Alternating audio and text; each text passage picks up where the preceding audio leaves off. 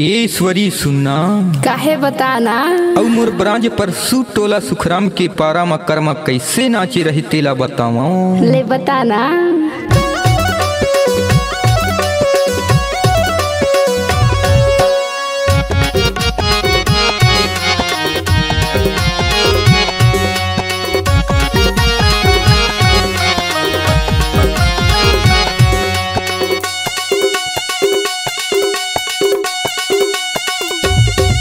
इदी नाच डारी बाई कर्मा के तालमा नाच डारी इदी नाच डारी बाई कर्मा के तालमा नाच डारी राहयो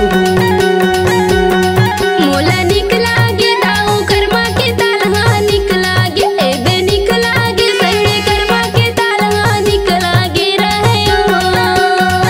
इदी नाच डारी बाई कर्मा के तालमा नाच डारी इदी नाच डारी बाई कर्मा के तालमा नाच डारी राहयो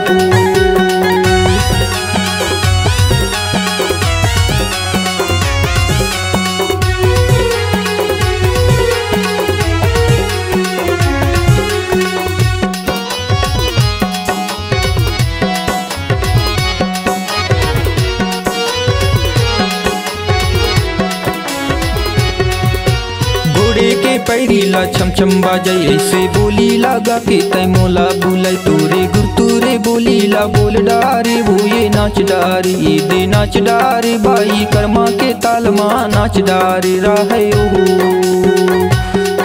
ईदी नाच डारे बाई कर्मा के तालमा नाच डारे राहयो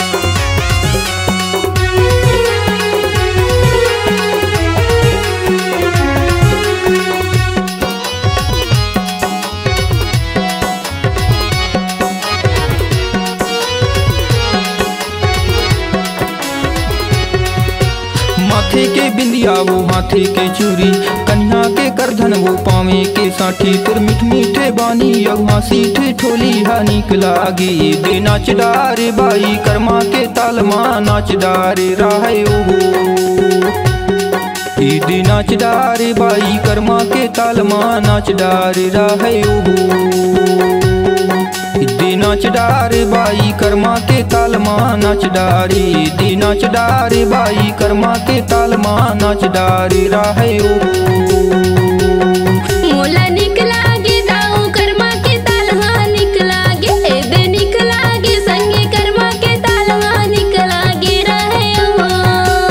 कर्मा के तालमा नाच डारी राहयो कर्मा के तालहा निक लागे रहयो कर्मा के तालमा नाच डारी राहयो।